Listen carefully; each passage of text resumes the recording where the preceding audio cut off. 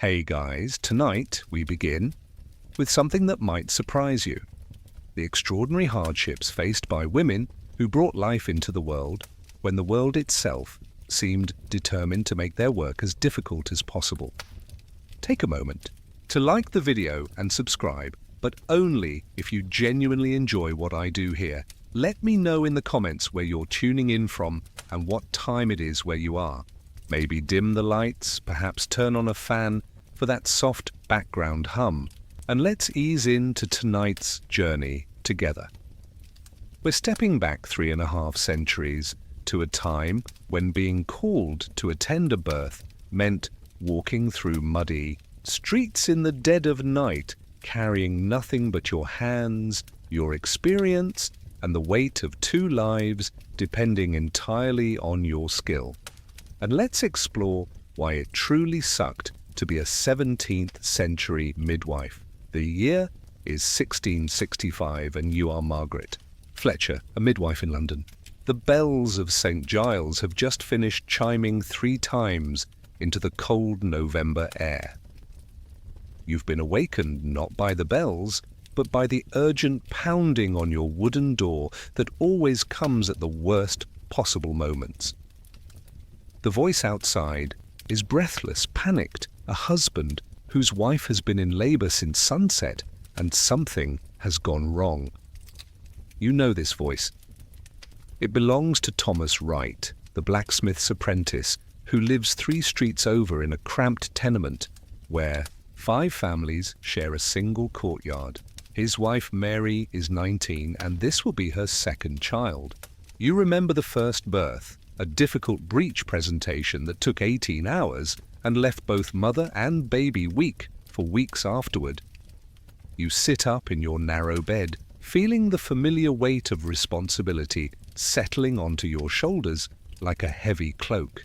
Outside your window, London stretches in all directions, a maze of timber-framed houses leaning drunkenly against each other, their upper stories jutting out over narrow streets that never seem to dry completely.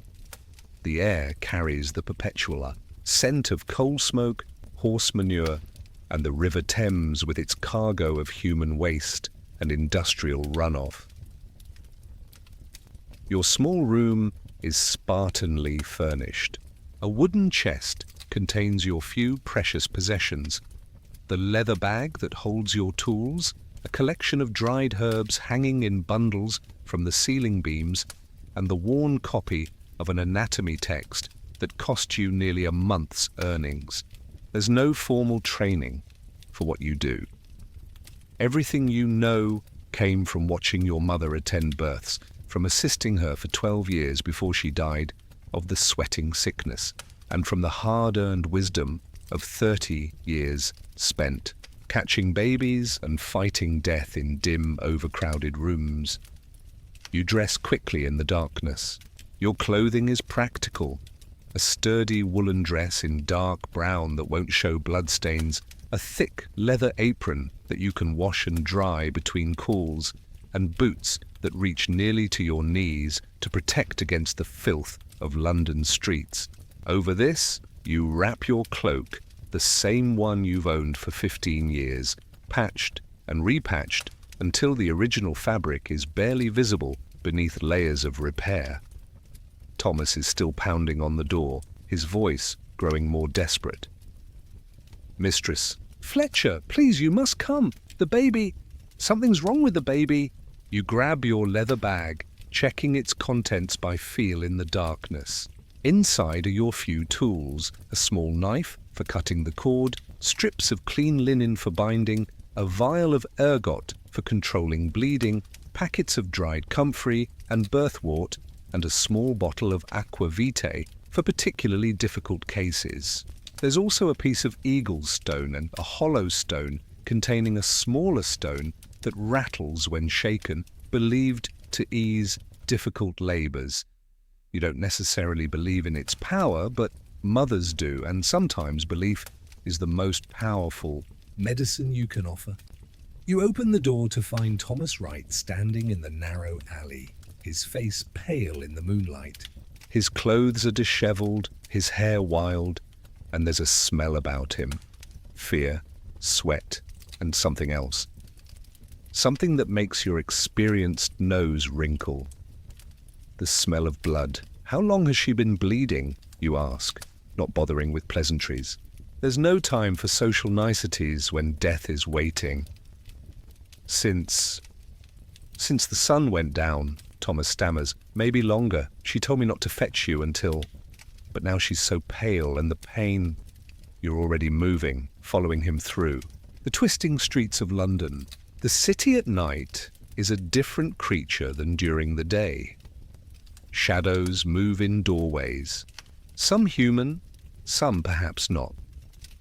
The watch calls out the hour occasionally, but mostly the streets belong to those who have nowhere else to be.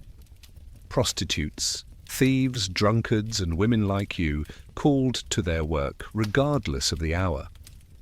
The streets are treacherous. There are no streetlights, only the occasional candle flickering behind a window shutter.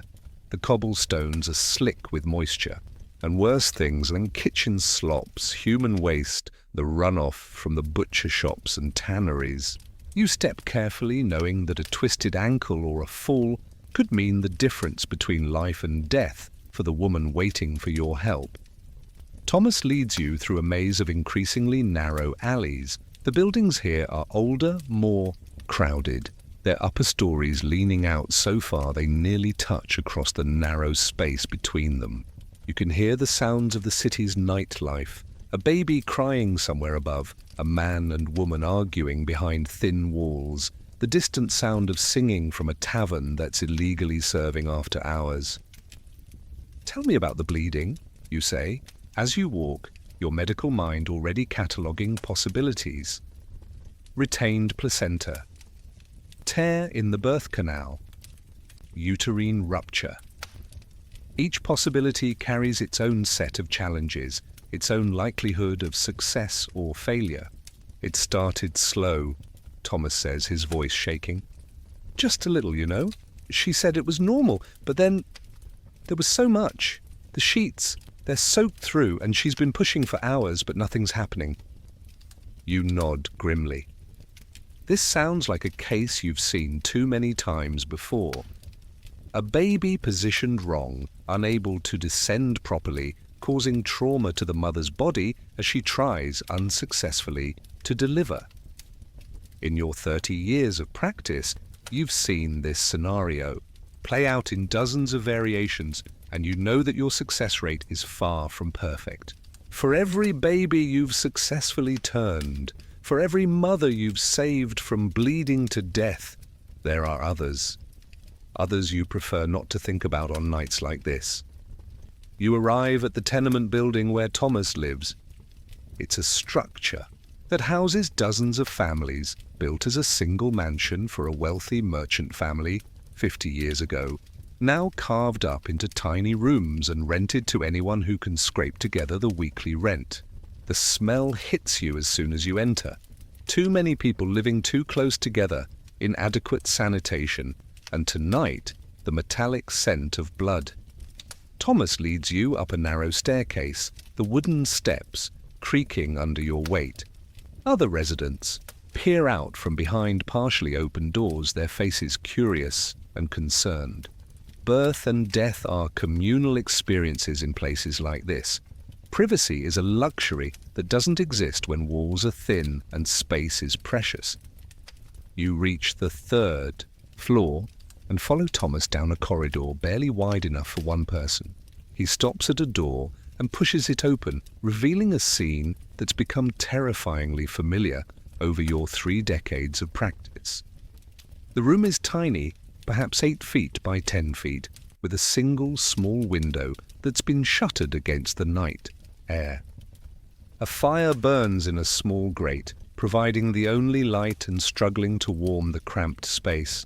The air is thick with smoke from the fire, the smell of unwashed bodies, and the unmistakable odor of a difficult birth. Mary Wright lies on a narrow bed pushed against one wall. She's propped up on pillows that have seen better days, her dark hair plastered to her head with sweat, her face the greyish-white colour that you've learned to fear. Beneath her, the bedding is indeed soaked with blood, far more blood than should accompany a normal delivery. But it's her eyes that tell you the most. They're the eyes of a woman who knows she's dying, who's made peace with the possibility that she won't see tomorrow's sunrise.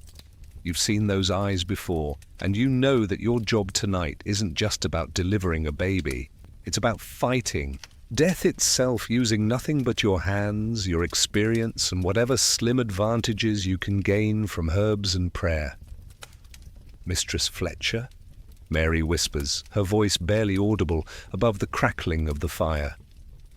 I'm so glad you've come. I don't think I can do this much longer. You set down your bag and wash your hands in a basin of water that Thomas has prepared. The water is cold, but at least it's relatively clean.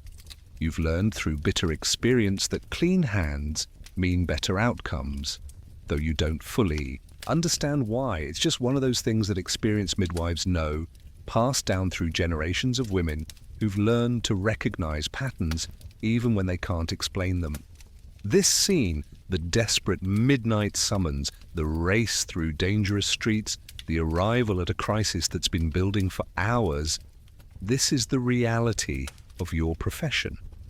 But to understand why it truly sucked to be a 17th century midwife, we need to step back and examine not just the dramatic moments, but the daily grinding challenges that made this one of the most difficult occupations a woman could pursue. Let's rewind to 6 months earlier to a typical Tuesday morning in May. C5, you wake not to an emergency. But to the normal sounds of London coming to life, church bells marking the hour, street vendors calling their wares, the rumble of cartwheels on cobblestones, and the perpetual background noise of a city where nearly 500,000 people are trying to make a living in whatever way they can. Your day begins, as always, with the question of money. As a midwife, you exist in a strange economic limbo. You're performing work that's absolutely essential. Every baby born in London passes through the hands of women like you, but you're also operating in a field that's increasingly under attack. From university-trained men who claim superior knowledge and charge prices you could never dream of demanding. Your typical fee for attending a birth is perhaps 2 shillings if the family is reasonably prosperous, as little as 6pence if they're poor, and sometimes nothing at all except a promise of payment when times are better. A promise that's kept perhaps half the time. Compare this to the fees charged by the new breed of man midwives or accoucheurs who are beginning to attend the births of wealthy families. 10 shillings, a pound, sometimes even more for a particularly difficult case. But it's not just about the money. It's about the fact that these male practitioners trained in universities where they've studied anatomy from books and dissected corpses but never touched a living pregnant woman are being hailed as more skilled and knowledgeable than women, like you who've attended hundreds of births and learned through direct experience what works and what doesn't. You've read Jane Sharp's book, one of the few texts written by a woman for women about midwifery. In it, she argues passionately that it is not the work of a man to deliver a woman, it is the work of a woman, and she should be well skilled that takes it In hand, but you know that this argument is losing ground. Wealthy families increasingly prefer the status of having a university-trained male physician attend their births, even though these men often know less about the practical realities of childbirth than an experienced female midwife. Your morning routine involves checking your supplies and making decisions about what you can afford to replace. The herbs that form the backbone of your practice are expensive, and their effectiveness varies depending on how they've been stored and how long since they were gathered. You examine your bundles of dried birthwort used to ease labor pains. The leaves are still a good green color, which means they retain their potency, but your supply is running low and the herb woman who sells them has raised her prices again. You check your store of ergot, a fungus that grows on rye and can be used to control bleeding after birth.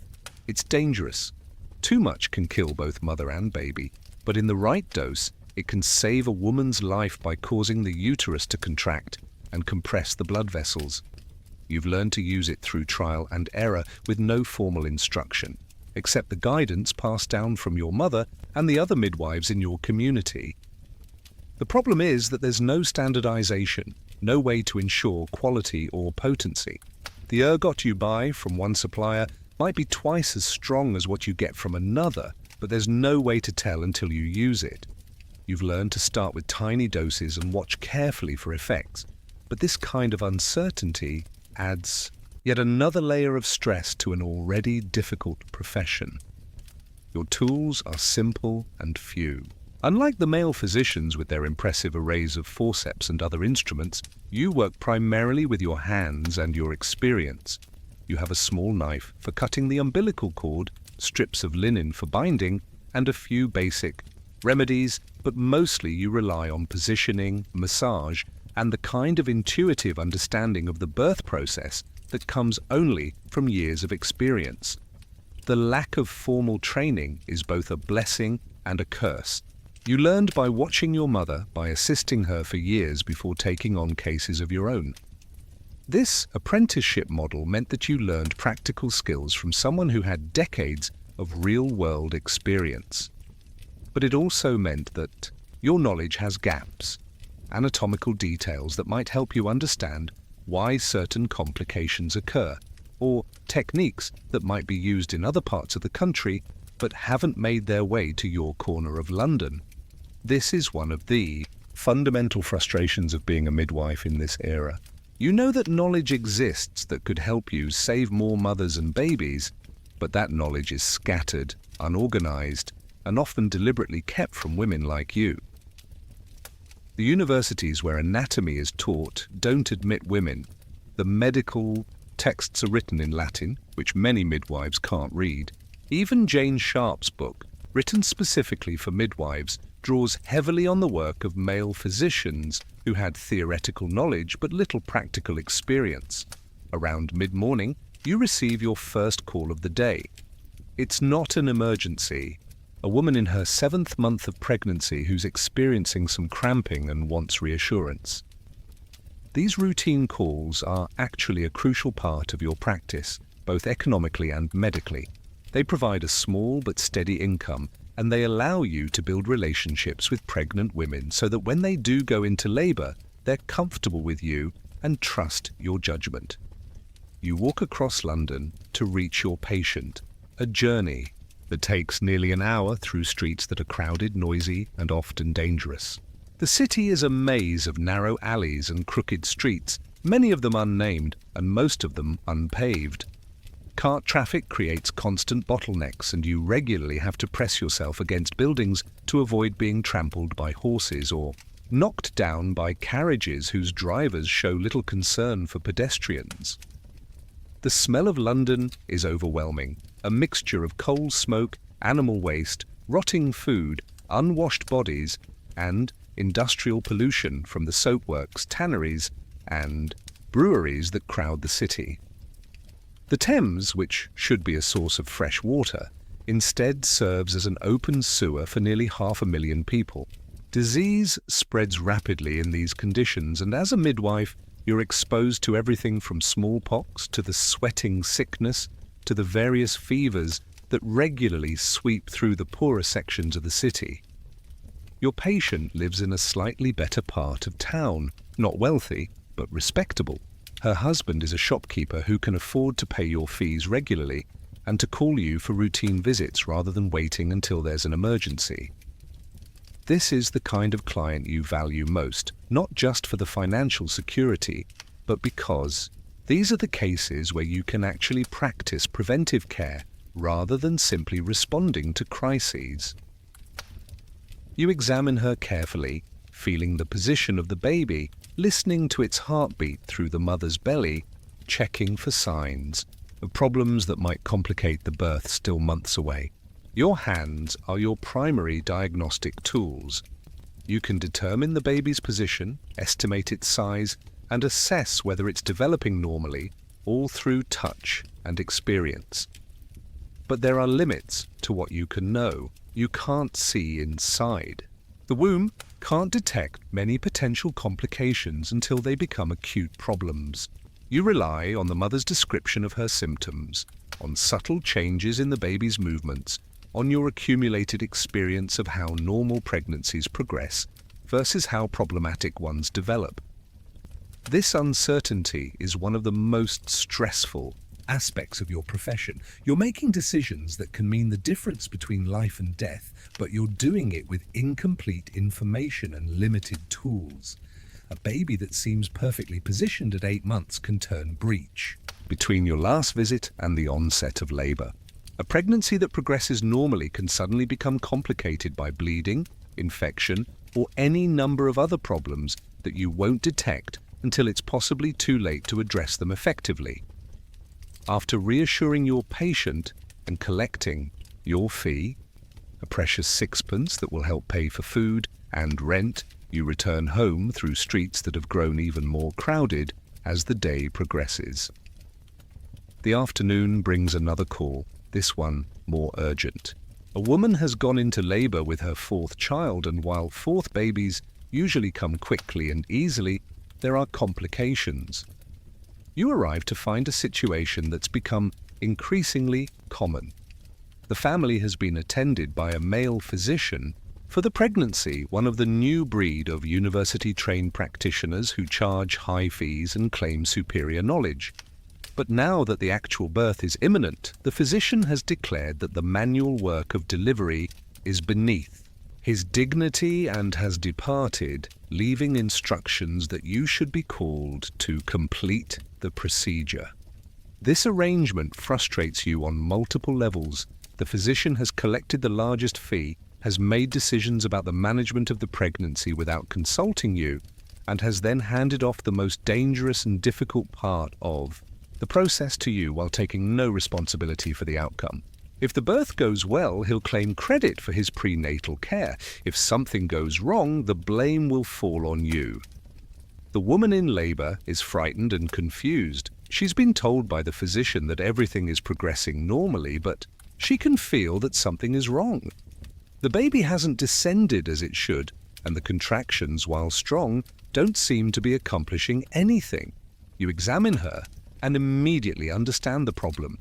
The baby is trying to come shoulder first, a presentation that's impossible to deliver without intervention.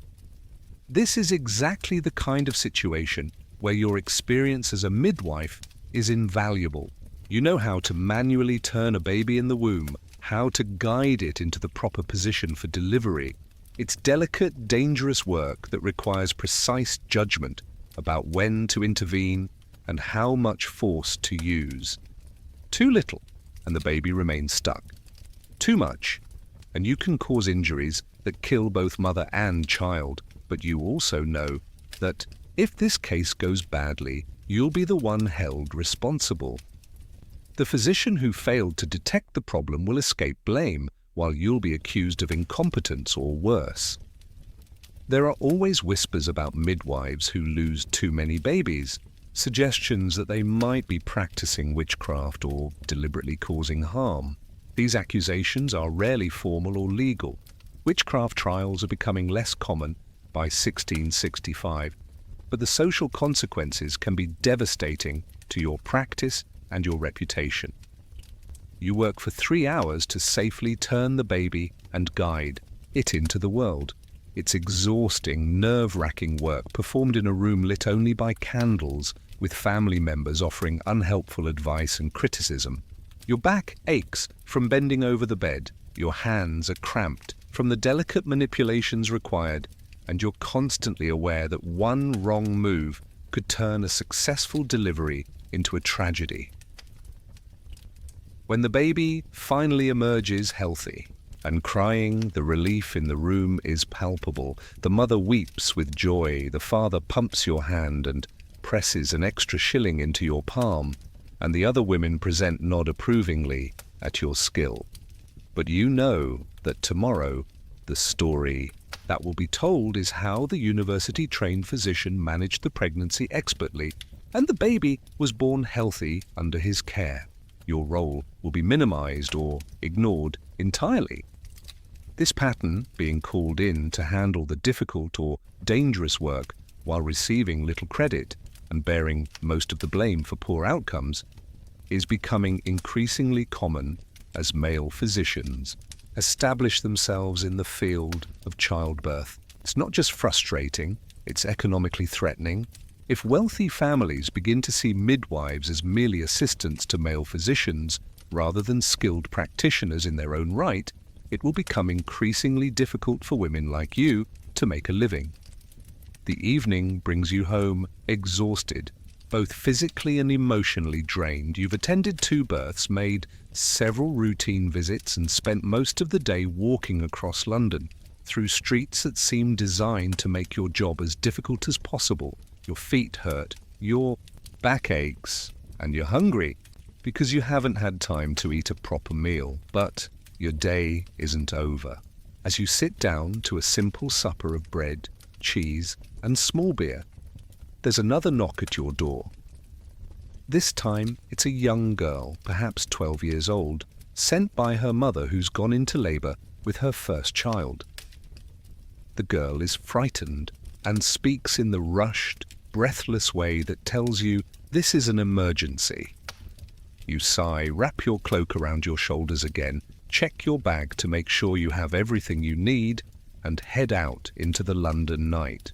This is the reality of being a midwife. You're never really off duty, never free from the possibility that someone's life might depend on your immediate response to a call for help. As you follow the girl through the darkening streets, you reflect on the contradictions of your profession. You're performing work that's absolutely essential to society. Every person alive has been delivered by someone like you, but you're doing it for low pay, with minimal recognition, and under increasingly difficult circumstances, as your traditional role is challenged by university-trained men who claim superior knowledge despite having less practical experience.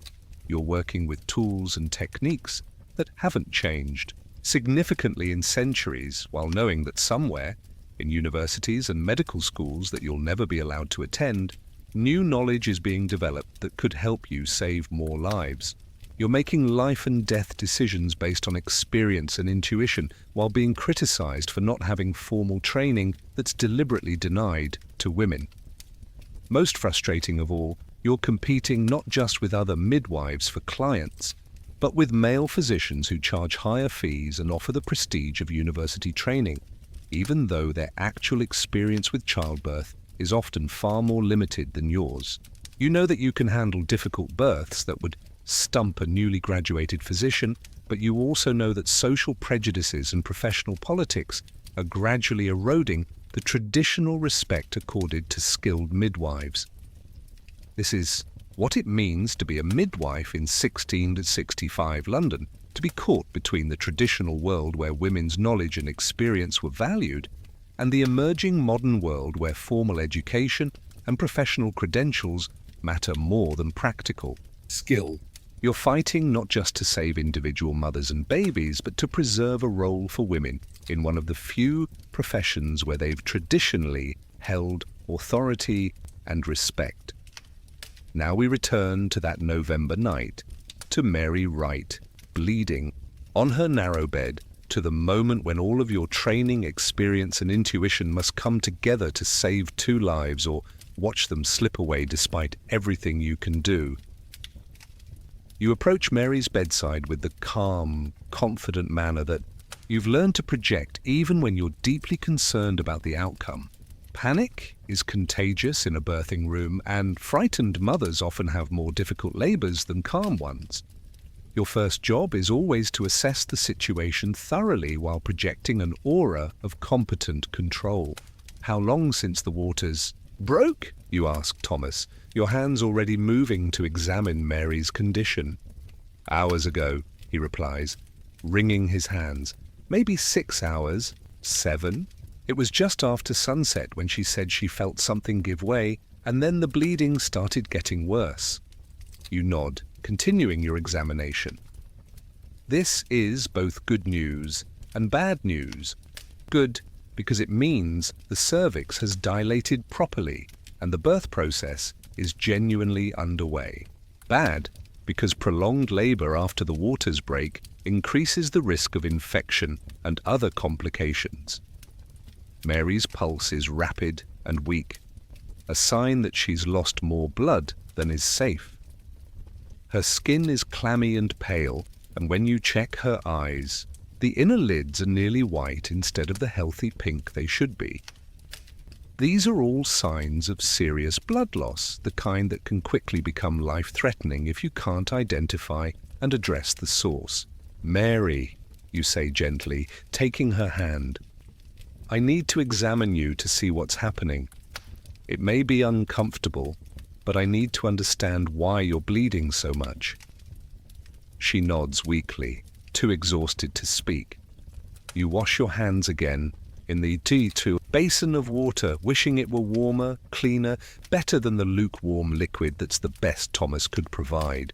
But this is another reality of 17th century midwifery. You work with whatever conditions you find, adapting your techniques to match the resources available. Your internal examination confirms your worst fears. The baby is positioned transversely, lying sideways across the birth canal in a position that makes normal delivery impossible. This is why Mary has been pushing for hours without progress, and why the continued contractions have caused tearing and bleeding. Without intervention, both mother and baby will die. But the intervention required is dangerous, difficult, and far from guaranteed to succeed. You need to reach inside the uterus and manually turn the baby into a position where it can be delivered. This procedure, called internal version, requires precise judgment about timing, technique, and force. Done incorrectly, it can cause massive bleeding, uterine rupture, or injuries to the baby that result in death or permanent disability. You've performed internal version perhaps 20 times in your career, with mixed results. Sometimes it works perfectly. The baby turns easily, slides into the proper position, and is born healthy within minutes. Sometimes it fails, and you have to make the terrible decision of whether to continue trying or accept that the baby cannot be saved and focus entirely on preserving the mother's life. And sometimes, despite your best efforts and years of experience, you lose both. "Thomas," you say quietly, drawing him aside while Mary rests between contractions. "The baby is lying the wrong way. I can try to turn it, but it's dangerous. There's A chance I could make the bleeding worse, or that we might lose the baby in the process." Thomas stares at you with wide, frightened eyes. He's a young man, perhaps 22 or 23, and this is only his second experience with childbirth. He doesn't understand the medical complexities involved, but he can see that his wife is in serious trouble. "What happens if you don't try?" he asks. "Then we will certainly lose the baby, and probably Mary as well," you reply honestly. "The baby cannot be born in its current position, and Mary cannot continue bleeding like this much longer." It's a brutal conversation, but it's one you've had too many times before. In an era before surgical intervention is possible, before blood transfusions, before antibiotics to fight infection, a midwife often faces impossible choices. You can attempt a dangerous procedure that might save both lives but could easily kill both, or you can make the conservative choice that will almost certainly result in one death and possibly two. Thomas nods shakily. "Do whatever you think is best, Mistress Fletcher. Mary trusts you, and so do I." You return to Mary's bedside and explain what you need to do. She's been a mother before. She understands the gravity of the situation better than her husband does. Her eyes meet yours, and you see in them not just fear, but also a kind of resigned courage that you've learned to recognize in women who've accepted that they might die in the process of bringing life into the world. "Will it hurt?" she asks quietly. "Yes," you answer honestly. "I'm sorry, but it will hurt quite a lot. I'll try to be as gentle as possible, but I need to reach inside and turn the baby with my hands." Mary nods and closes her eyes. Do what you must. You prepare for the procedure by checking your supplies once more. You'll need clean linen to control bleeding, ergot ready to administer if the bleeding increases, and aqua vitae to help dull Mary's pain. You also say a silent prayer, not because you're particularly religious, but because in moments like this, it helps to feel that you're not entirely alone in bearing responsibility for what's about to happen. The procedure itself is nightmarish for everyone involved. You must reach deep inside Mary's body while she screams in pain, feeling with your hands for the baby's limbs and torso, trying to identify which way it's positioned and how it can be safely turned. The space is tight, slippery with blood, and every movement causes Mary excruciating pain. But gradually, slowly, you begin to make progress. You can feel the baby's head currently pointing toward Mary's side instead of down toward the birth canal. With careful, gentle pressure, you begin to guide it into the proper position. The baby seems to be alive. You can feel movement, resistance that suggests healthy muscle tone rather than the limpness that would indicate death. The turning process takes nearly an hour. Several times you have to stop because Mary's pain becomes so intense that she loses consciousness, and you need to wait for her to recover before continuing. Thomas holds her hand and whispers encouragement, but there's little anyone can do. To make this easier, finally, miraculously, you feel the baby's head slip into the proper position. The sensation is unmistakable. Suddenly, everything aligns correctly, and you know that normal delivery is now possible.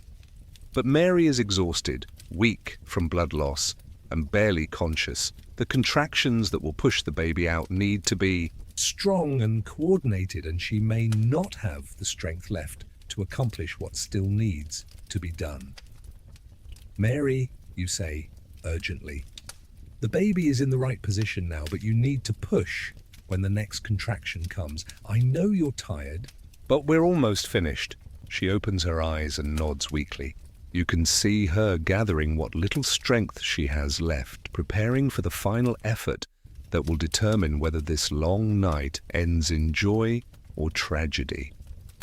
The next contraction comes, and Mary pushes with everything she has. You can see the baby's head beginning to crown, but progress is slow.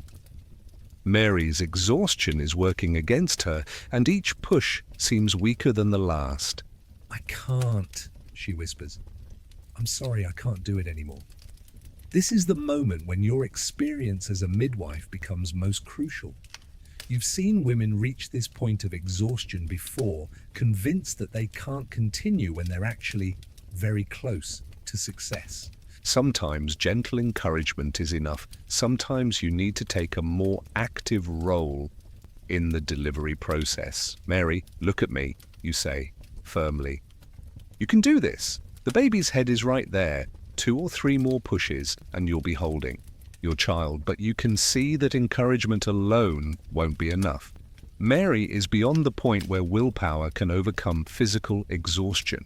You're going to have to help deliver this baby manually, using your hands to guide it out while Mary does what little pushing she can manage.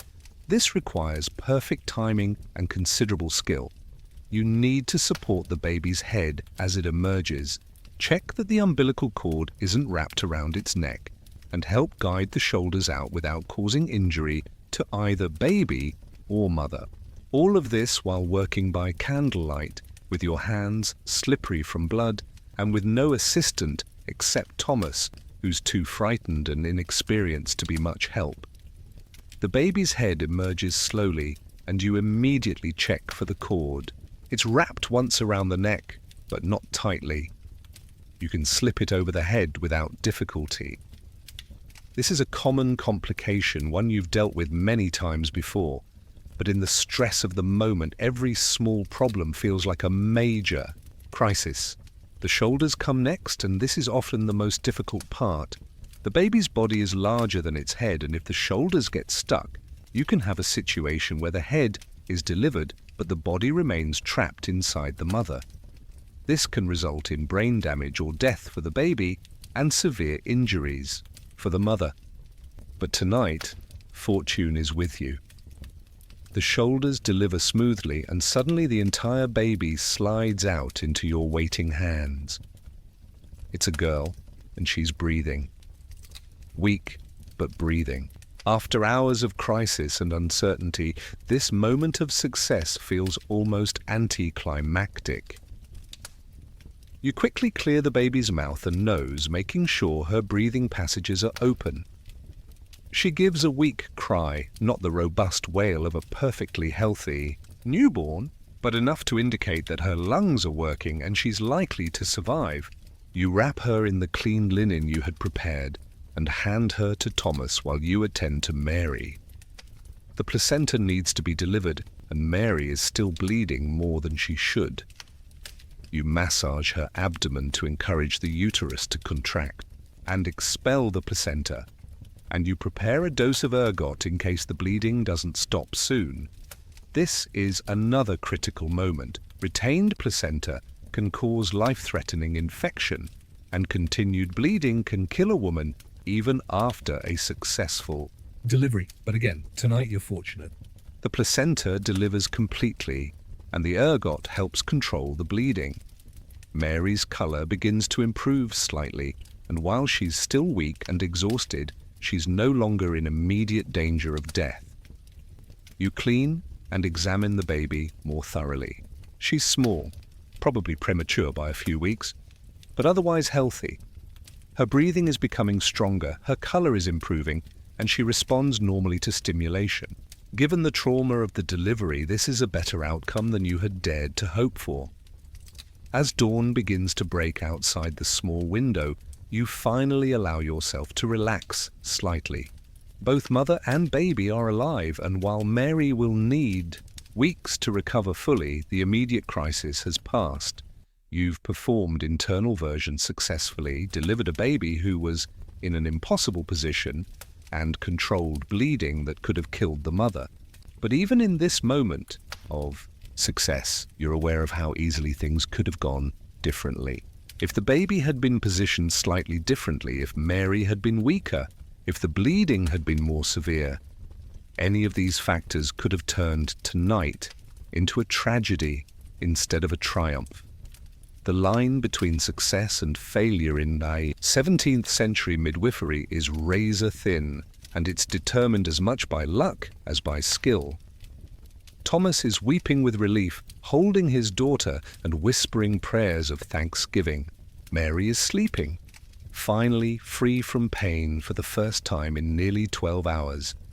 You clean your tools, pack your bag, and prepare to leave instructions for Mary's recovery.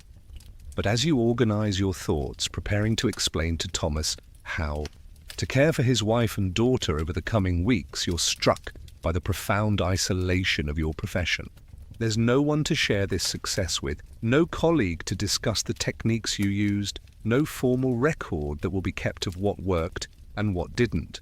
Tomorrow, if another midwife faces a similar case, she'll have to rely on her own experience and judgment, just as you did tonight. This isolation is one of the most difficult aspects of being a 17th century midwife. Unlike male physicians who attend university together, form professional associations, and share knowledge through published texts, midwives work largely alone.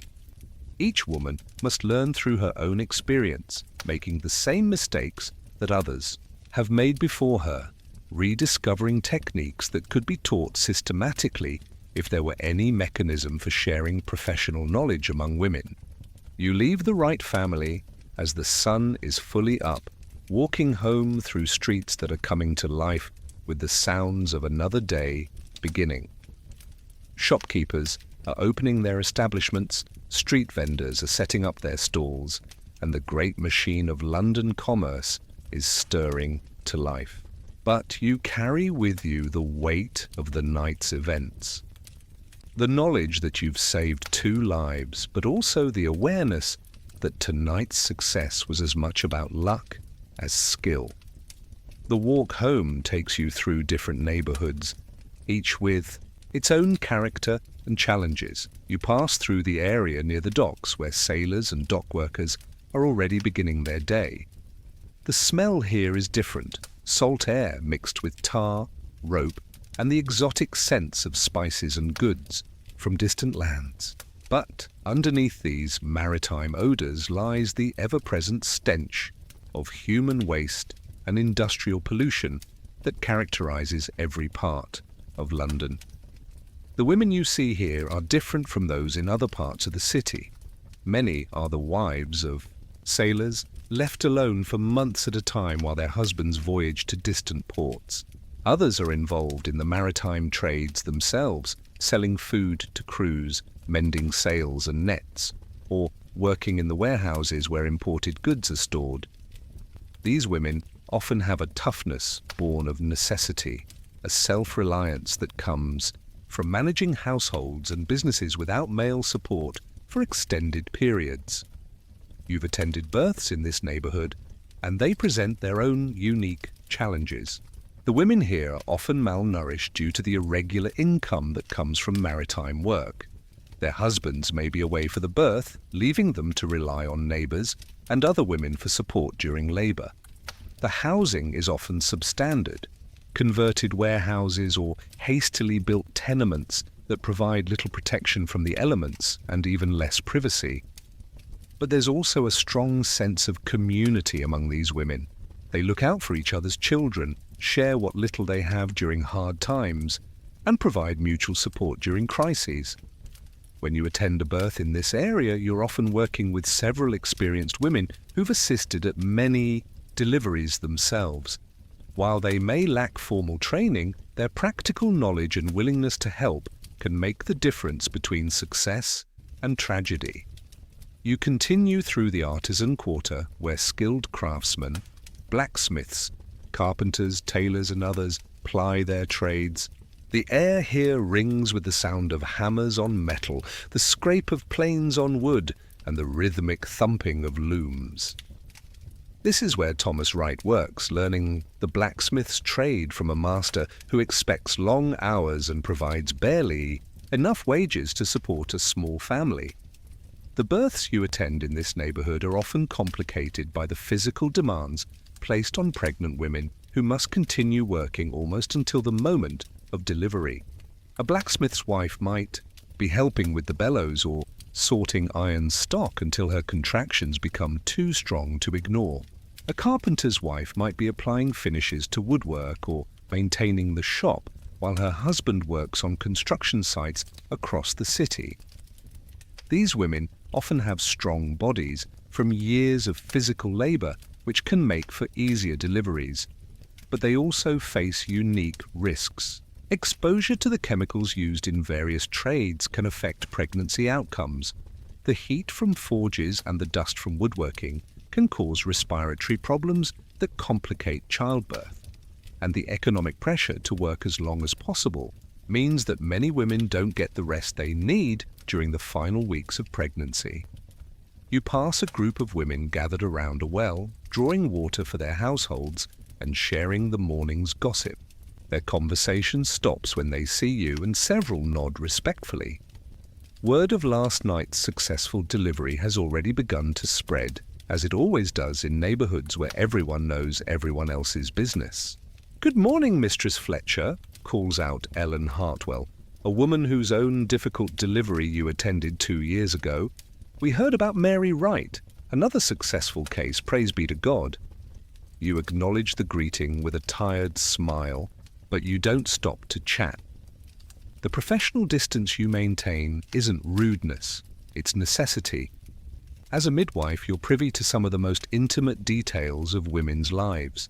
You know who's pregnant before they announce it publicly, who's had miscarriages they've kept secret, who's struggled with infertility, and who's given birth to children whose paternity might be questionable.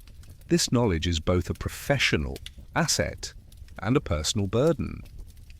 Women trust you because they know you'll keep their secrets, but carrying so many confidences can be isolating. You can't participate in gossip about births and pregnancies because doing so would violate the trust that's essential to your practice. You can't discuss the technical aspects of difficult cases because other women wouldn't understand the medical details. And you can't share your fears and uncertainties about challenging cases because doing so might undermine confidence in your abilities. The weight of professional secrecy adds to the isolation that comes from working alone. Not only do you lack colleagues to discuss techniques and share knowledge with, but you also can't discuss much of your work with friends and neighbours. The very nature of your profession requires a kind of social distance that can make it difficult to form close personal relationships outside of your immediate family. You reach the market district where vendors are setting up their stalls and the day's trading is beginning in earnest. This is where you purchase many of the herbs and supplies that form the foundation of your practice, and it's also where you encounter some of the economic pressures that make midwifery such a challenging profession.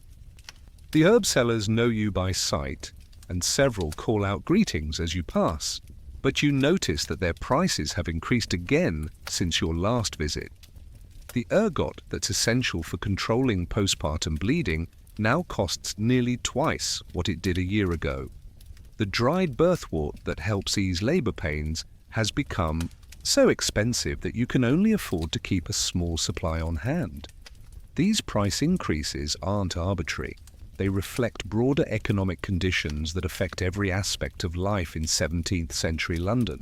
England is involved in various military conflicts that disrupt trade routes and increase the cost of imported goods. Poor harvests have made food more expensive, leaving families with less money to spend on other necessities. And the growing popularity of certain medicinal herbs among wealthy families has created competition that drives up prices for everyone. But as a midwife, you have limited ability to pass these increased costs on to your clients. The families who can afford to pay higher fees are increasingly turning to male physicians, while the families who still rely on midwives often can barely afford your current rates.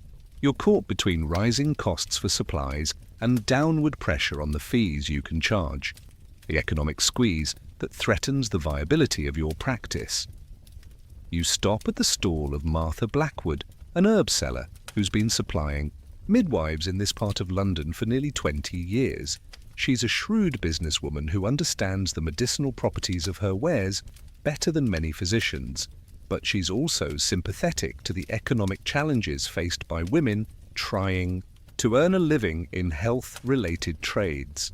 "Morning, Margaret," she says, using the informal address that reflects your long business relationship. "I heard about the Wright case. Transverse presentation with heavy bleeding, from what I'm told. Must have been touch and go for a while."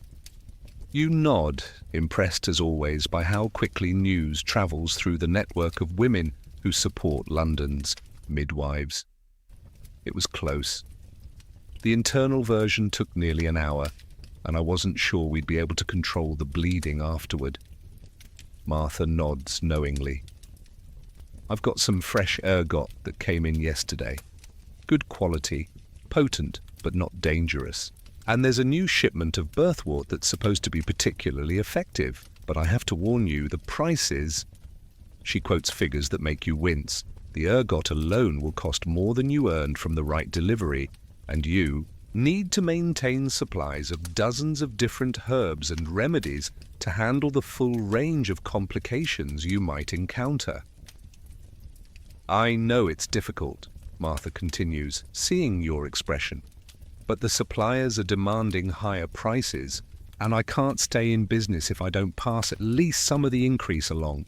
Maybe we can work out some kind of arrangement. You could pay for some of it now and the rest when you have a good month."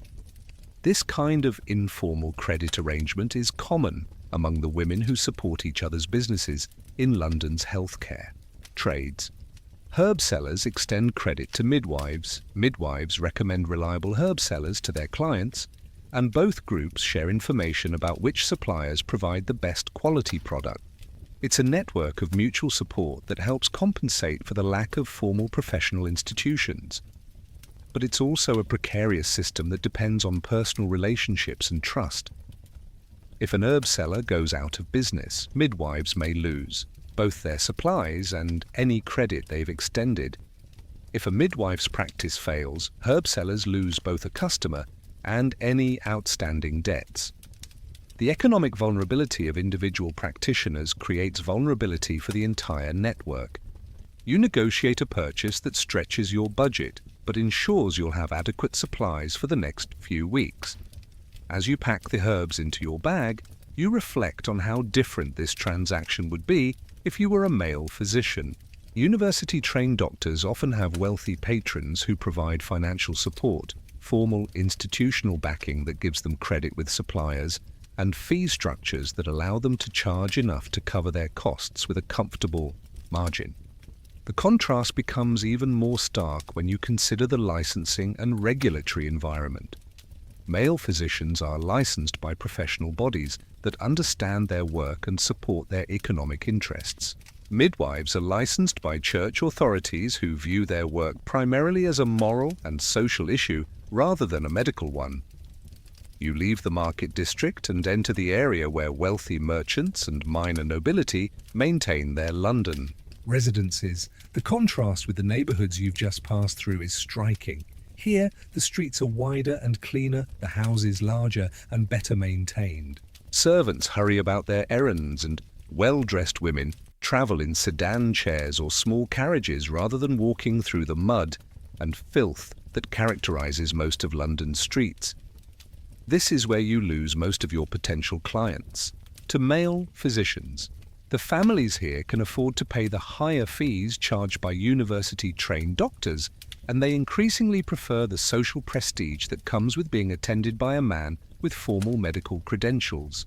A wealthy merchant's wife doesn't want to be seen as relying on the same kind of care available to a blacksmith's wife. She wants medical attention that reflects her family's social status. But you still occasionally receive calls from this area, usually in circumstances that highlight the limitations of the male physician's approach to childbirth. Sometimes a physician miscalculates the timing of a birth and isn't available when labor begins unexpectedly. Sometimes a wealthy woman develops complications that require hands-on intervention that the physician considers beneath his dignity. And sometimes, despite all the social pressure to employ a male doctor, a woman simply prefers to be attended by someone who shares her gender and understands the female experience of childbirth. These cases present their own challenges. The expectations are higher, the scrutiny more intense, and the consequences of poor outcomes more severe. A wealthy family that loses a baby or experiences complications may have the resources and connections to formally complain to church or civil authorities about your conduct. They may spread negative reports about your abilities among other wealthy families, effectively ending any chance you might have had of building a practice among higher-paying clients. But successful cases in this neighborhood can also be particularly valuable, both economically and professionally. A wealthy family that's satisfied with your care may recommend you to other families of similar status, potentially opening up opportunities for higher fees and more regular income. And the medical challenges presented by wealthy women, who are often well-nourished and have access to the best available prenatal care, can help you develop skills that improve your overall practice. You pass the residence of Sir William Thornton, a successful wool merchant whose wife you attended during a difficult birth 3 years ago. Lady Thornton had been receiving care from Dr. Edmund Whitmore, one of London's most prestigious physicians, but when she went into labour prematurely while Dr. Whitmore was attending another case, you were summoned to handle the emergency. Delivery was complicated by the baby's early arrival and a cord presentation that required delicate manoeuvring to prevent strangulation. Dr. Whitmore arrived just as you were completing the delivery of a healthy, if small, son. Rather than acknowledging your skill in handling a dangerous situation, he criticized your technique and suggested that his presence had been necessary to ensure a successful outcome. Lady Thornton, however, knew better. She had been conscious throughout the delivery and understood exactly who had saved her son's life. She paid you generously and quietly recommended your services to several other women in her social circle. But she did so discreetly, understanding that openly preferring a female midwife over a prestigious male physician could be seen as socially inappropriate. This incident illustrates one of the most frustrating aspects of practicing midwifery in an era when male physicians are gaining dominance in childbirth. Your most impressive successes often go unrecognized or are attributed to male colleagues who contributed little or nothing to the positive outcome.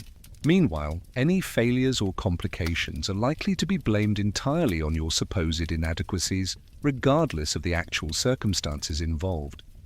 The social dynamics of gender and professional authority mean that you're fighting an uphill battle for recognition and respect, even when your clinical outcomes are superior to those achieved by less experienced male practitioners. The medical knowledge you've accumulated through decades of hands-on experience is dismissed as inferior to the theoretical learning acquired by men who may have attended far fewer births than you have.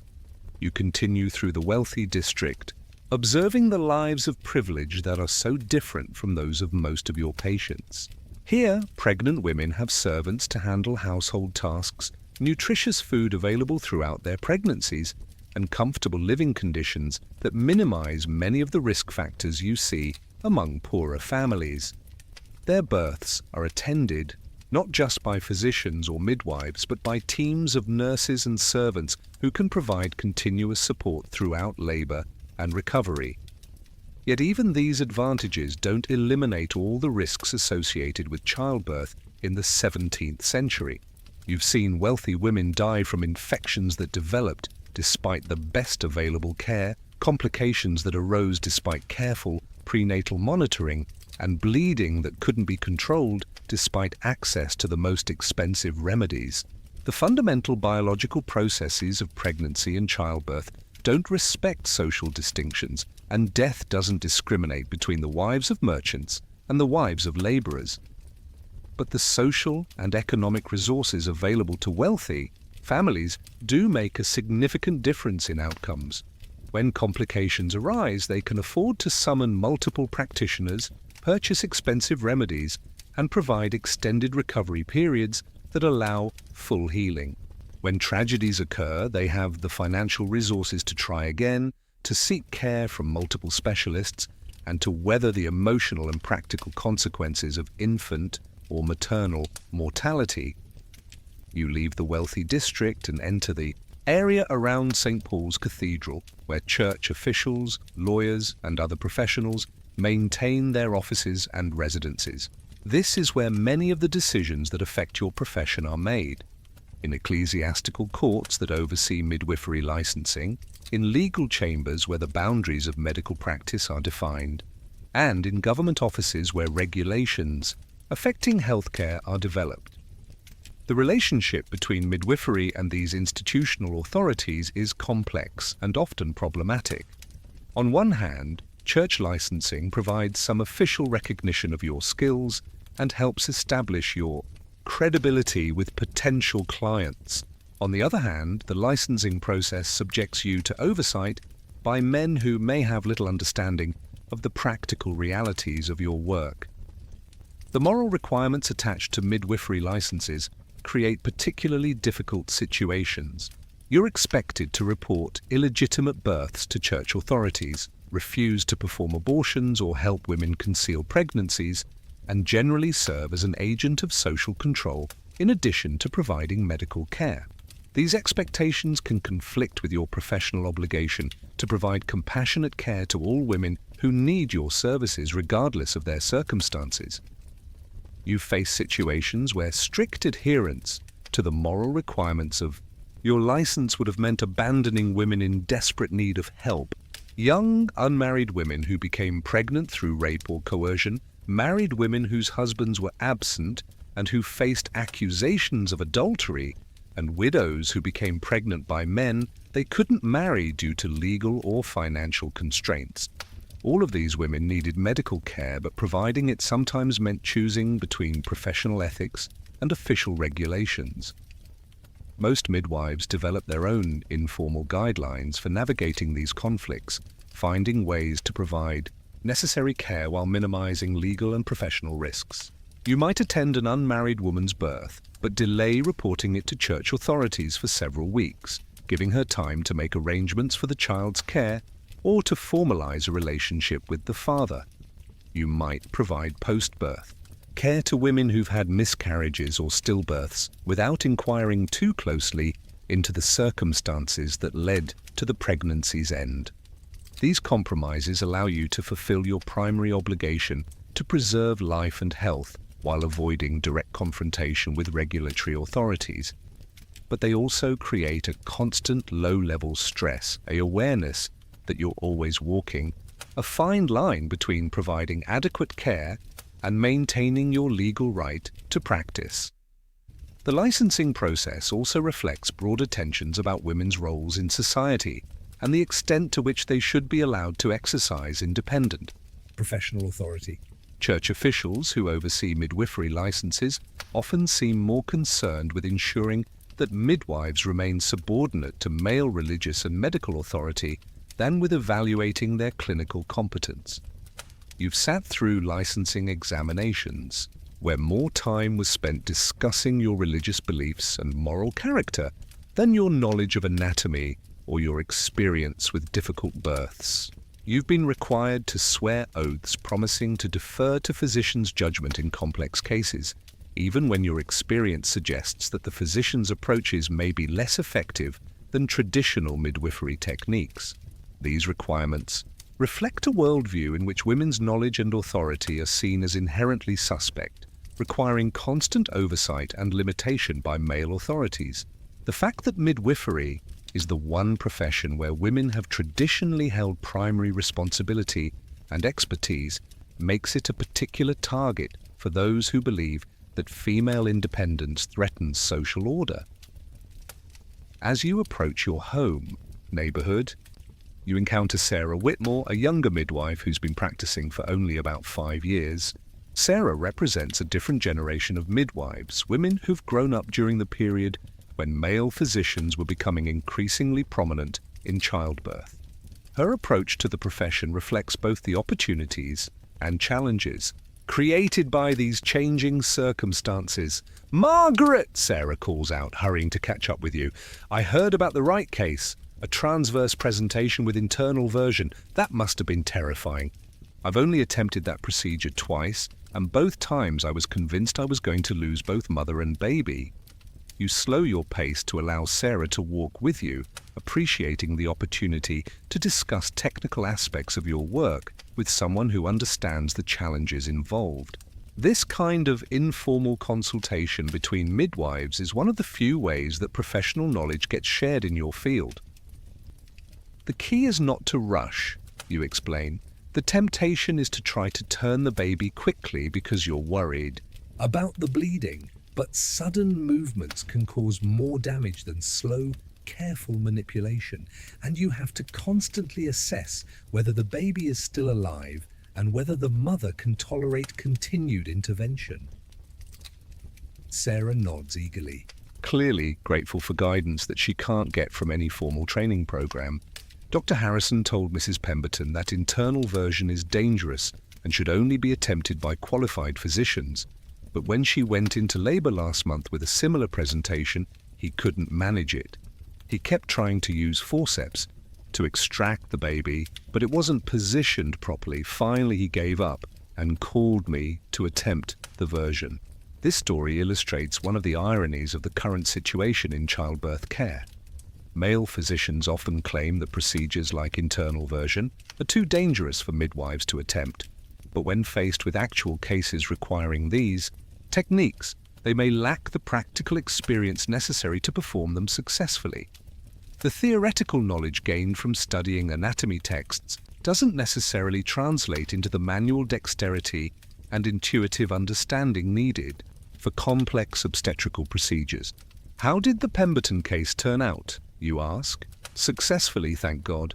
The version worked and both mother and baby survived.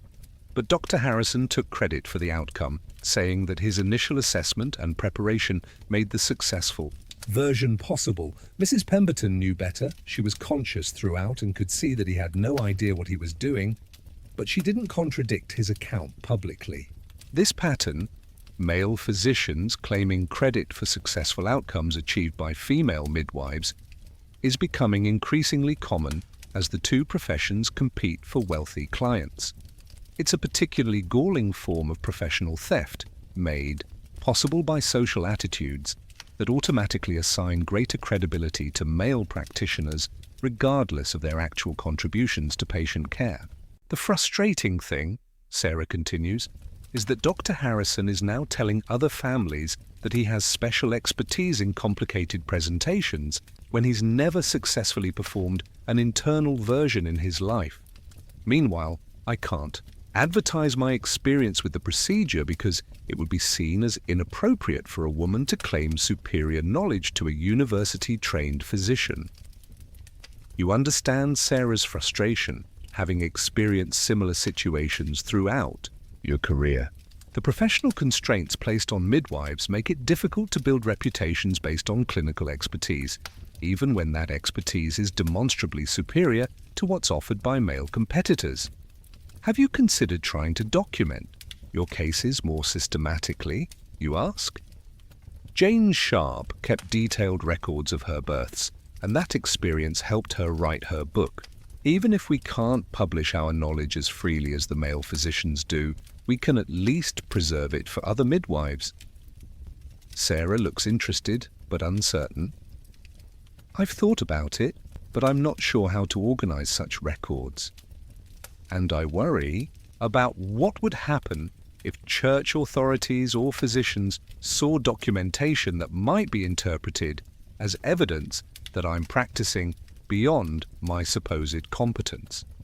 This concern reflects another way in which professional restrictions limit midwives' ability to advance their field. The very act of systematically documenting cases and analyzing outcomes could be seen as inappropriate presumption of medical authority that properly belongs to university-trained men. Midwives are expected to practice based on traditional knowledge and experience, not to engage in the kind of systematic observation and analysis that characterizes formal medical practice.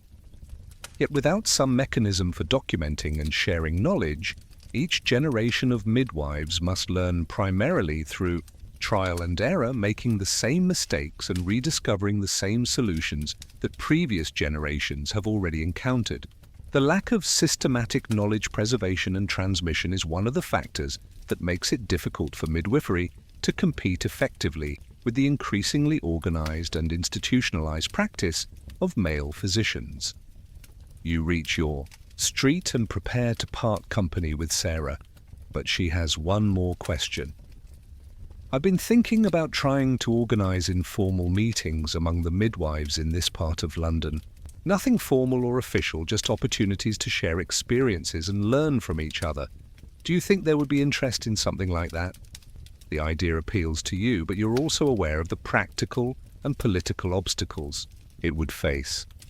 It's a good thought, but it would have to be very carefully managed.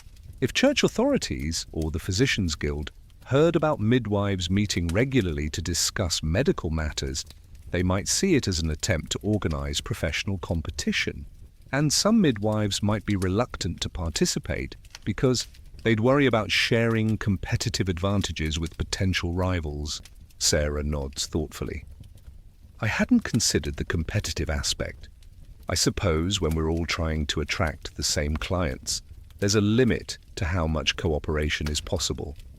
This conversation highlights one of the fundamental challenges facing midwifery in this era. The lack of formal professional institutions means that midwives have no organized way to advance their collective interests, share knowledge, or coordinate responses to challenges from male physicians. But the economic competition between individual practitioners makes it difficult to create informal alternatives to these missing institutions.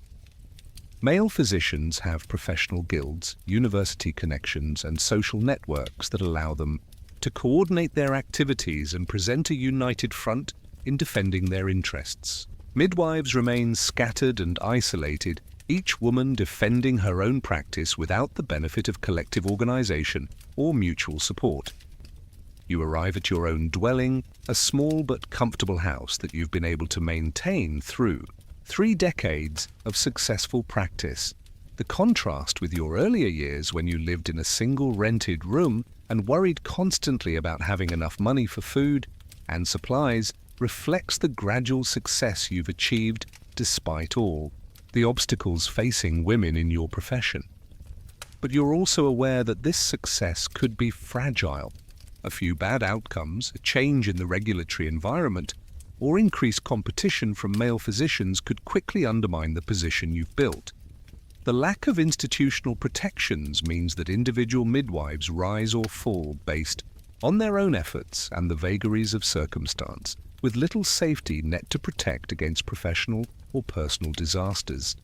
As you enter your house and begin to prepare for what you hope will be a few hours of rest before the next call comes, you reflect on the complex mixture of satisfaction and frustration that characterizes your professional life. The knowledge that you've saved lives, that your skills have made a genuine difference in the world, provides deep satisfaction that no amount of professional difficulty can completely overshadow. But the daily struggles with economic pressure, professional isolation, regulatory constraints, and social prejudice take their toll. You're practicing a profession that society considers essential but refuses to properly value, using skills that you've developed through decades of experience, but which are dismissed as inferior to theoretical knowledge, and serving clients who depend on your expertise but often prefer the social prestige of male practitioners. The irony is that many of the challenges you face stem from the very success of midwifery as a female profession. For centuries, women like you have maintained exclusive responsibility for attending births, developing sophisticated techniques for managing complications, and achieving generally positive outcomes despite primitive conditions and limited resources. This success has created a valuable professional territory that men now want to claim for themselves. If midwifery had been a less successful profession, if women had achieved poor outcomes or failed to develop effective techniques, male physicians might have had less interest in taking over the field. But precisely because generations of midwives have demonstrated that childbirth can be managed successfully with appropriate knowledge and skill, the profession has become attractive to men who want to add obstetrics to their medical practices. The tragedy is that this transition from female to male authority in childbirth isn't happening because male physicians have demonstrably superior knowledge or achieve better outcomes. In many cases, the reverse is true. Experienced midwives often have better practical knowledge and achieve better results than newly qualified male physicians. But social and economic factors favor male practitioners regardless of their actual competence, creating a situation where inferior care may be preferred because it's provided by practitioners with higher social status. As you settle down to rest, you carry with you the weight of these broader professional concerns alongside the satisfaction of last night's successful delivery. You've saved 2 lives and demonstrated once again that female knowledge and skill can triumph over seemingly impossible odds. But you've also been reminded of how precarious your position is, how much of your success depends on factors beyond your control, and how little recognition your achievements are likely to receive from the broader society you serve. Tomorrow will bring new challenges, new calls for help, new opportunities to demonstrate your skills, and new risks of professional or personal failure. You'll face these challenges as you always have, with the knowledge and experience you've accumulated over 3 decades of practice, the tools and techniques you've learned through trial and error, and the determination to save as many lives as possible despite all the obstacles placed in your path. The soft sounds of London settling into late morning, distant church bells, the calls of street vendors, the rumble of cartwheels on cobblestones provide a gentle backdrop as you finally allow exhaustion to overtake you. You've earned this rest, this brief respite from the demands of a profession that requires constant vigilance and immediate response to crises. But even as you drift towards sleep, part of your mind remains alert for the sound of footsteps approaching. Your door for the urgent knocking that signals another emergency, another woman in need of the skills that only decades of experience can provide. This is the reality of being a 17th century midwife, never completely off duty, never free from the possibility that someone's life might depend on your immediate response to a call for help. And despite all the hardships and frustrations, despite the professional challenges and social obstacles, you wouldn't choose any other life. The knowledge that your work matters, that your skills save lives, that your presence provides comfort and hope to women in their most vulnerable moments, this knowledge sustains you through every difficulty and makes every sacrifice worthwhile. 3. Weeks later, you return to check on Mary Wright and her daughter. This follow-up visit she'll have to rely on her own experience and judgment, just as you did tonight. This isolation is one of the most difficult aspects of being a 17th century midwife. Unlike male physicians who attend university together, form professional associations, and share knowledge through published texts, midwives work largely alone. Each woman must learn through her own experience, making the same mistakes that others have made before her, rediscovering techniques that could be taught systematically if there were any mechanism for sharing professional knowledge among women. You leave the right family as the sun is fully up, walking home through streets that are coming to life with the sounds of another day beginning. Shopkeepers are opening their establishments, street vendors are setting up their stalls, and the great machine of London commerce is stirring to life. But you carry with you the weight of the night's events, the knowledge that you've saved 2 lives, but also the awareness that tonight's success was as much about luck as skill. 3 weeks later, you return to check on Mary Wright and her daughter. This follow-up visit is part of your professional responsibility, but it's also personally important to you. After a difficult case like Mary's, you need to see the long-term outcome to reassure yourself that your interventions were truly successful and didn't cause complications that only became apparent later. You find Mary sitting up in bed, nursing her daughter. Her color has returned to normal, and while she's still thinner than she was before the birth, she no longer has the gray, exhausted look that had frightened you so much that November night. The baby, too, has thrived. She's gained weight, her breathing is strong and regular, and she nurses with the vigorous appetite of a healthy infant. "Mistress Fletcher," Mary exclaims when she sees you. "I was hoping you would come. I wanted to. Thank you properly for what you did. Thomas says you saved both our lives." You examine both mother and baby carefully, checking for signs of infection, ensuring that Mary's bleeding has stopped completely, and confirming that the baby is developing normally. Everything looks good, better than you had dared hope, given the severity of the complications during delivery. But this visit also reminds you of another frustrating aspect of your profession. Mary's family is poor. The initial fee you received, 2 shillings, was probably more than they could easily afford, and you know there will be no additional payment for this follow-up visit. If Mary had been the wife of a merchant or a lawyer, you might have received additional compensation for the complexity of the case and the skill required to achieve a successful outcome. But working-class families pay what they can, when they can, and that's the end of it. This economic reality shapes every aspect of midwifery practice. You take cases that you know will barely pay for your time and supplies because you can't afford to turn away clients, but you also can't afford to specialize in difficult cases that require extended time and follow-up care.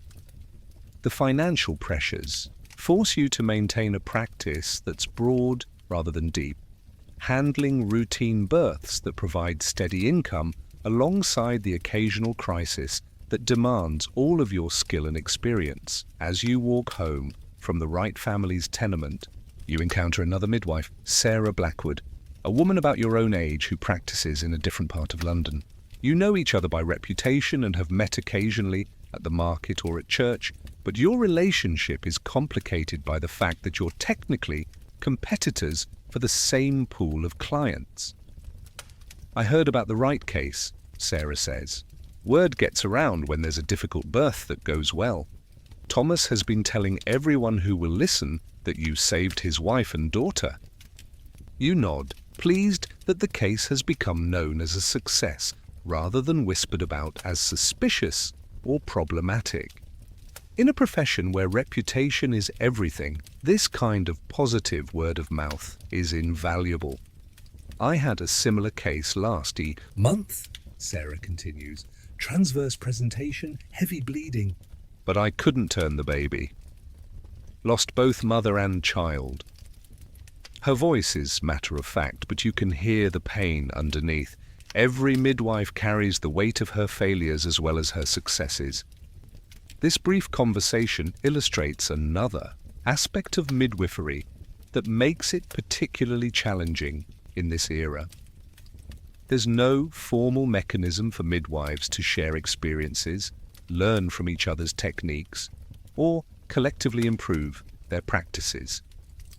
Each woman works in isolation, learning through trial and error, developing her own approaches to common problems. If there was some way for midwives to meet regularly, to discuss difficult cases and share successful techniques, the profession as a whole would benefit enormously. A procedure that works well for one midwife could be taught to others. Mistakes that one woman makes could help others avoid similar errors. But social and economic factors make this kind of professional cooperation nearly impossible. Midwives are scattered across the city, each maintaining her own practice and competing for clients. They come from different social backgrounds, have different levels of literacy and education, and often practice under different regulatory frameworks depending on which parish they work in. Some are licensed by the Church of England, others practice without formal authorization, and a few may even be Catholics or members of dissenting Protestant sects. Most fundamentally, there's no economic incentive for cooperation.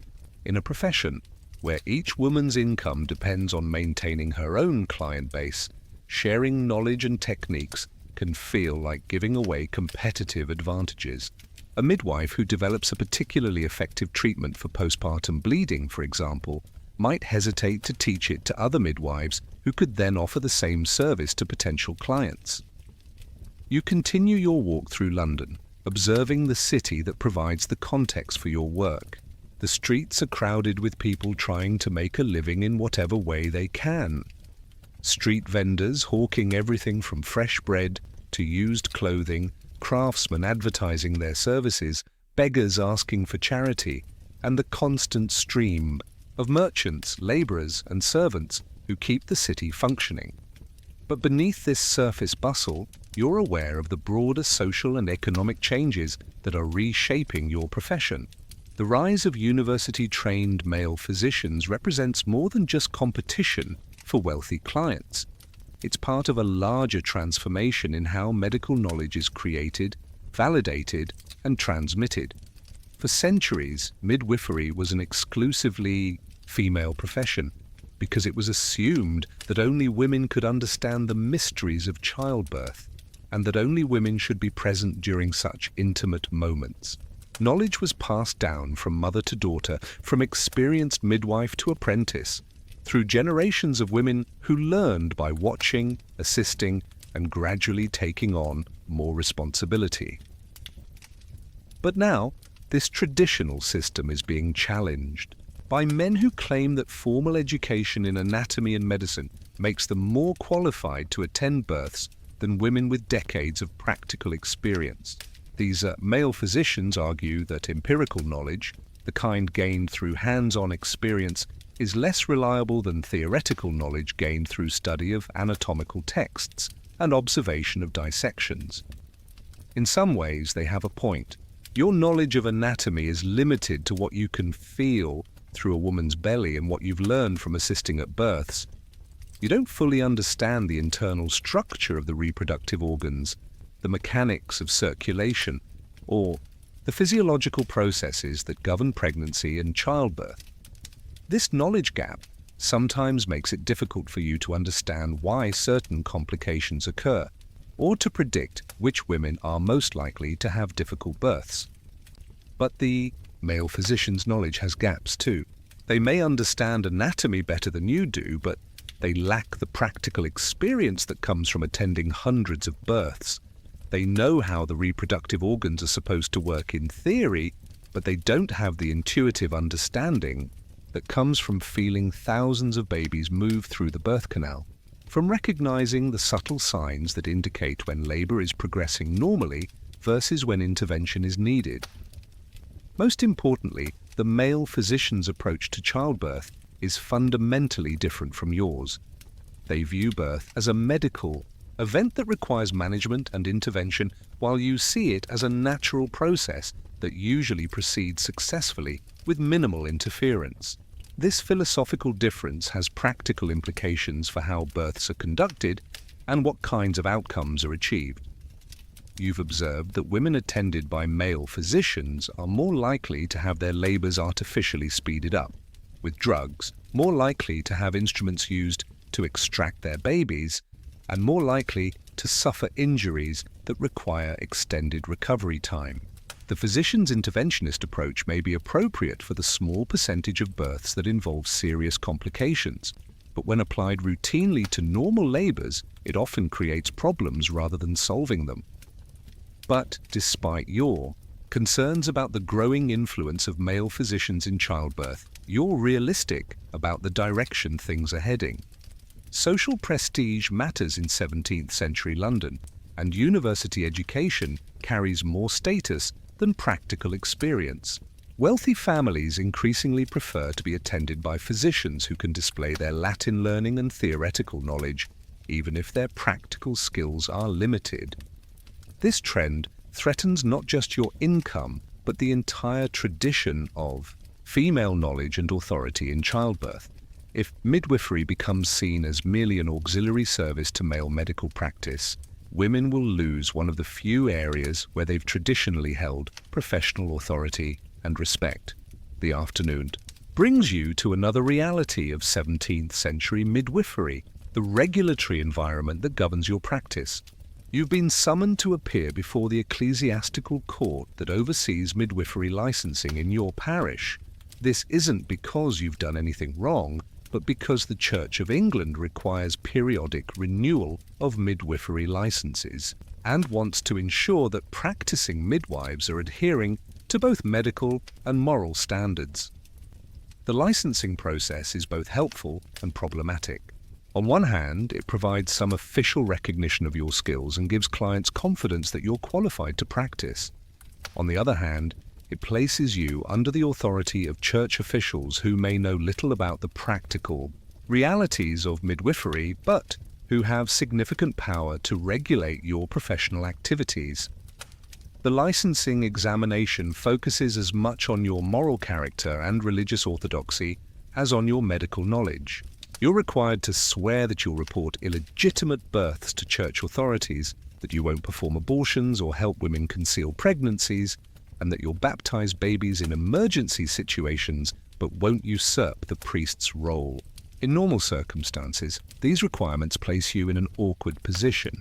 Part of your role as a midwife involves providing care and support to women, regardless of their circumstances, but the licensing requirements expect you to serve as an agent of social control, reporting on your patient's behavior to religious and civil authorities.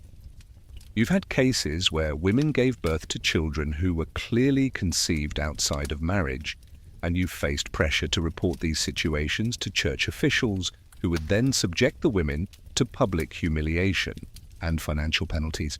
But you've also seen how this reporting requirement damages the trust between midwives and their patients, making women reluctant to seek care when they need it most. The licensing process also involves demonstrating your knowledge of anatomy and birth techniques, but The examination is conducted by male church officials who have no practical experience with childbirth. They ask questions based on textbook knowledge that may have little relevance to the actual practice of midwifery, while ignoring the experiential knowledge that's most crucial for successful practice. After completing the licensing renewal process, you reflect on how this regulatory system embodies many of the contradictions and difficulties of being a 17th century midwife. You need official recognition to practice legally and to maintain credibility with clients, but obtaining that recognition requires submitting to the authority of men who don't understand your work and who have agendas that may conflict with your professional obligations to your patients. As evening approaches, you return home to prepare for whatever the night might bring. Your bag is restocked with fresh herbs and clean linen. Your tools are cleaned and sharpened, and you've had a proper meal for the first time in several days. But you know that at any moment there could be another knock on your door, another emergency that will require you to venture out into the dangerous streets of London to attend another birth. This uncertainty, never knowing when you'll be called, never being able to plan your time with confidence, always being on standby for emergencies, is perhaps the most wearing aspect of midwifery practice. You can't take trips, can't make social commitments, can't even be sure that you'll be able to sleep through the night. Your life is shaped entirely by the unpredictable timing of other women's labors. But despite all the hardships, frustrations, and dangers of your profession, there are moments that make it worthwhile. The relief in a husband's eyes when you tell him that his wife and baby are both healthy, the trust that women place in you during their most vulnerable moments, the knowledge that your skills and experience have genuinely saved lives that would otherwise have been lost. Tonight, as you prepare for sleep, you carry with you the memory of Mary Wright holding her daughter both alive and healthy because of your intervention during that crisis-filled November night. These successes don't erase the failures, don't eliminate the frustrations of working in a profession that's increasingly undervalued and threatened, but they remind you why this work matters and why women like you continue to practice despite all the obstacles placed in your path. As we draw away from Margaret Fletcher's world and back toward our own time, it's worth reflecting on what made the life of a 17th century midwife so particularly challenging, and how those challenges reflected broader patterns in the history of women's work and professional authority. The difficulties faced by midwives in this era weren't simply the result of primitive medical knowledge or harsh living conditions, though both of those factors certainly played a role. More fundamentally, 17th century midwives were caught in a period of transition between two very different systems of medical knowledge and professional authority. For centuries before this period, midwifery had been an exclusively female domain, passed down through generations of women who learned through apprenticeship and practical experience. This system had its limitations. Knowledge was sometimes lost when experienced practitioners died. Techniques varied widely from region to region, and there was no mechanism for systematic improvement of practices, but it also had significant strengths. Women learned from practitioners who had decades of hands-on experience. They developed intuitive understanding of the birth process that came from attending hundreds of deliveries, and they maintained the trust and confidence of their female patients. The 17th century marked the beginning of a fundamental transformation in this system. University-trained male physicians, armed with new knowledge of anatomy gained through dissection and study of classical texts, began to challenge the traditional authority of female midwives. These men argued that theoretical knowledge of anatomy and physiology was more reliable than empirical knowledge gained through experience, and that their university education made them more qualified to attend births than women who had learned through apprenticeship. This challenge was part of a broader cultural shift toward valuing formal education over practical experience, written knowledge over oral tradition, and male professional authority over female practical wisdom. Similar patterns can be seen in other fields during this period, traditional female healers being displaced by university-trained physicians, folk knowledge being dismissed in favor of scholarly learning, and empirical practices being replaced by theoretical systems. For midwives, this transition was particularly painful because it threatened not just their economic livelihood, but their professional identity and social status. Midwifery was one of the few areas where women had traditionally held authority and respect, where they could earn an independent income and command deference from both men and women. The rise of male physicians in childbirth represented a fundamental challenge to this traditional female authority.